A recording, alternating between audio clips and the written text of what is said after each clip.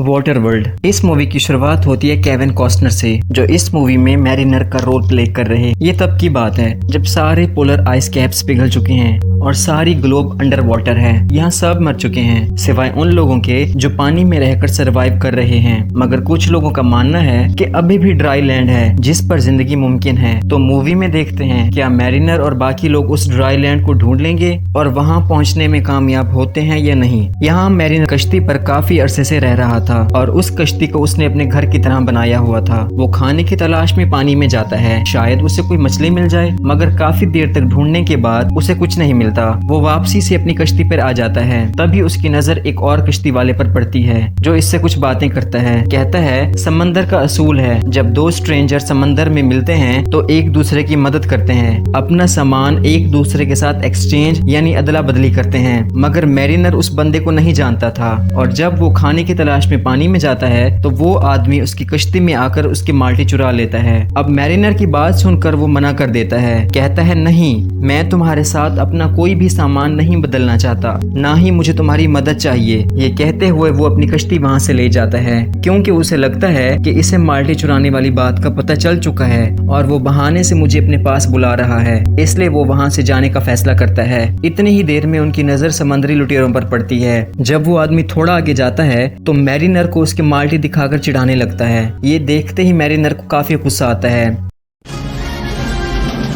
और अपनी कश्ती से उसका पीछा करता है और उस आदमी की कश्ती पर हमला करके उसे तहस नहस कर देता है और खुद यहाँ से चला जाता है। तभी वो लुटेरे मैरिनर के पीछे आते हैं, मगर वो उन पर भी हमला करके उन्हें भी तहस नहस कर देता है। वो पानी में मौजूद एक कबीले के पास जाता है जहाँ वो दरअसल अपना सामान उस कबीले को बेचने आया था। मगर जब वो मैरिनर का सामान देखते हैं तो इनकार कर देते हैं क्योंकि उसमें उनके काम का कुछ भी नहीं था, सब बेकार था। फिर वो उन लोगों को एक बोतल में मौजूद मिट्टी दिखाता है, जिसे देखने के बाद कबीले का सरदार उसे अंदर आने का कहता है क्योंकि मैंने आपको शुरू में बताया हर जगह पानी होने की वजह से मिट्टी का कोई नामो निशान नहीं था, इसलिए मिट्टी की मांग बहुत ज्यादा थी। वो महंगे दामों बिक सकती थी क्योंकि उसमें अनाज उगाया जा सकता था। मिट्टी देखने के बाद वो लोग उसकी कीमत 4 सिक्के लगाते हैं, मगर मिट्टी बहुत नायाब थी, इसलिए मैरिनर उनसे 8 सिक्कों की बात करता है, जिस पे वो लोग मान जाते हैं और उसे सिक्के दे दिए जाते हैं। मगर वो उन सिक्कों को लेकर वहाँ बनी एक दुकान पर जाता है सामान खरीदने के लिए, मगर वो दुकान बिल्कुल नई लग रही थी। वहाँ खरीदने के लिए सामान बहुत कम था।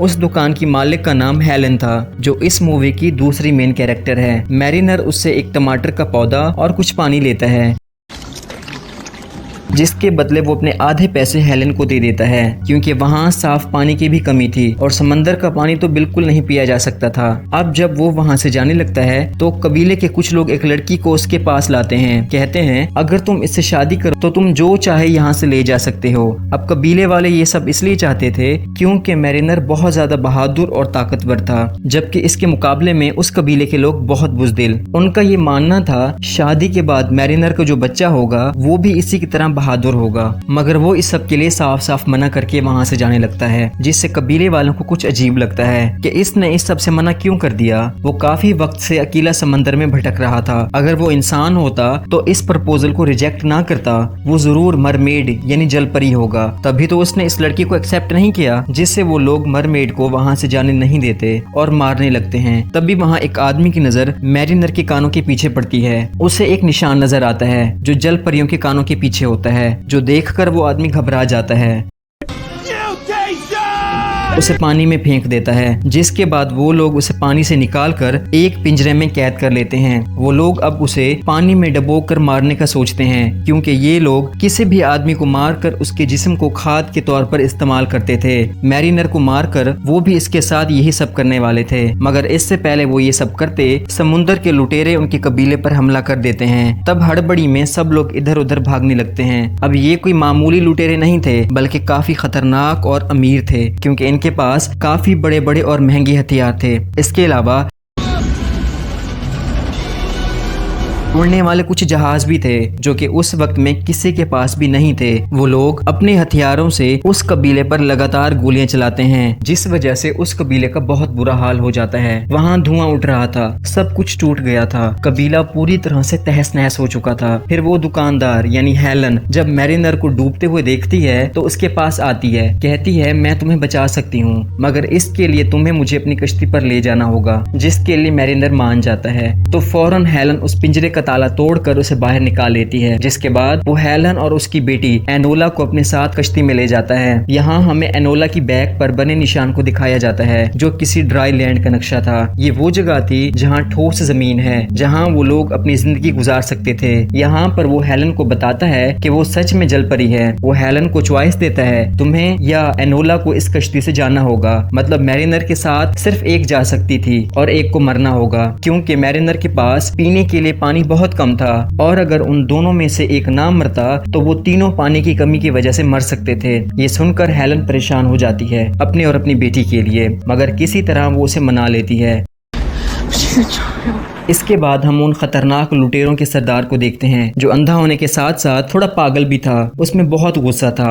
वो अपने आदमियों से कहता है मुझे कैसे भी करके वो लड़की एनोला चाहिए, क्योंकि मैं उस ड्राई लैंड पे जाना चाहता हूँ। जिसके बाद वो ढेर सारे सिगरेट्स अपने साथियों को देकर पार्टी करने का कहता है और उनके साथ साथ वो खुद भी इंजॉय कर रहा था। लेकिन तभी एक बूढ़ा आदमी उससे कहता है सरदार जहाज का तेल कुछ ही दिनों में खत्म हो जाएगा। जो सुनकर सरदार गुस्से में भर जाता है, क्योंकि मैंने आपको बताया वो अंधा होने के साथ साथ पागल भी था, इसलिए जो इसका दिल चाहता वो वही करता, इसका अंजाम कैसा भी हो। यहाँ भी वो ऐसा कुछ करता है, अपनी सिगरेट जलाकर ऑयल के टैंकर में फेंकने वाला था, मगर इससे पहले टैंकर में आग लगती, उसका जहाज तबाह होता। एक आदमी उस तीली को पकड़ लेता है और उस तीली को बुझाकर जहाज तबाह होने से बचा लेता है। अगले दिन सरदार अपने आदमियों को एनोला को पकड़ने का कहता है। उधर मैरिनर हेलन और एनोला को अपने साथ ले जा रहा था, मगर वहाँ सरदार के लोग जहाज पर आकर उन पर हमला कर देते हैं। मैरिनर उनसे लड़ने के लिए अपनी कश्ती के निचले में आता है। ये देखकर हेलन को लगता है शायद मैरिनर हमें छोड़कर भाग गया है, इसलिए वो खुद ही एक हथियार से उन लोगों के जहाज पर हमला कर देती है। जैसे ही वो तीर उनके जहाज पर लगता है तो वो तबाह तो नहीं होता, मगर उसमें रस्सी अटक जाती है, जिससे लुटेरों का जहाज उनकी कश्ती के इर्द गिर्द घूमने लगता है। मगर मैरिनर आकर कैसे भी करके उस रस्सी को काट देता है, जिससे लुटेरों का जहाज वहाँ से आजाद होकर चला जाता है। अब ऐसा करने से हेलन उस कश्ती का एक हथियार गवा देती है। मैरिनर को उस सबसे बहुत गुस्सा आता है। वो उसे सजा देने के लिए दोनों माँ बेटी के बाल काट देता है, जिसके बाद वो दोबारा से अपना सफर शुरू करते हैं। वो लोग आगे बढ़ ही रहे थे, उन्हें पानी में एक जहाज नजर आता है। हेलन कहती है हमें इस जहाज में जाना चाहिए ताकि हमें खाने पीने के लिए उस जहाज से कुछ मिल सके। अब मैरिनर का वहाँ जाने का कोई इरादा नहीं होता, मगर वो हेलन के कहने पर उस जहाज में चला जाता है। उसे वहाँ जाकर पता चलता है कि ये एक सौदागर है। जब उस सौदागर की नजर हेलन पर पड़ती है तो वो मैरिनर से हेलन को खरीदने की बात करता है, मगर इसके बदले मैरिनर को देने के लिए उसके पास कुछ नहीं था, मगर उसके पास सिर्फ एक कागज होता है, क्योंकि अब कागज की कमी थी और उस दौर में किसी के पास भी कागज नहीं था। तो मैरिनर हेलन को उस कागज के बदले आधे घंटे के लिए उस सौदागर के पास जाने का कहता है और मजबूरन हेलन जैसे ही उसके पास आती है वो उसे अपने साथ लेकर जहाज के निचले हिस्से में आ जाता है। अभी वो गया ही था कि उसके पीछे पीछे मैरिनर आ जाता है, कहता है बस तुम्हारा टाइम खत्म हुआ, मगर क्योंकि अभी तो 5 मिनट भी नहीं हुए थे, इसलिए उस सौदागर का दिमाग खराब हो जाता है। वो एक चाकू लेकर मैरिनर पर हमला कर देता है, लेकिन क्योंकि मैरिनर उससे कहीं ज्यादा ताकतवर था, इस तरह वो उसे उसी की चाकू से मार डालता है। अब मैरिनर को फील होता है कि वो हेलन और एनोला काफी भूखे हैं, इसलिए वो पानी में कूदता है और काफी बड़ी मछली पकड़ता है। इसके बाद वो लोग पेट भर के खाना खाते हैं। जैसे जैसे वक्त गुजर रहा था, हेलन और मैरिनर की दोस्ती बढ़ रही थी, जहाँ अब वो काफी अच्छे दोस्त बन चुके थे, इसलिए अब वो एनोला को तैरना भी सिखाता है। जहां वो उन दोनों को पसंद नहीं करता था, अब वो तीनों दोस्त थे। एक दिन मैरिनर देखता है कि एक और कश्ती है जो उनकी कश्ती के पीछे है। मैरिनर को तो कुछ समझ नहीं आती ये कश्ती किसकी है, मगर जब हेलन उस कश्ती को देखती है तो समझ जाती है ये उन समुद्री लुटेरों की है।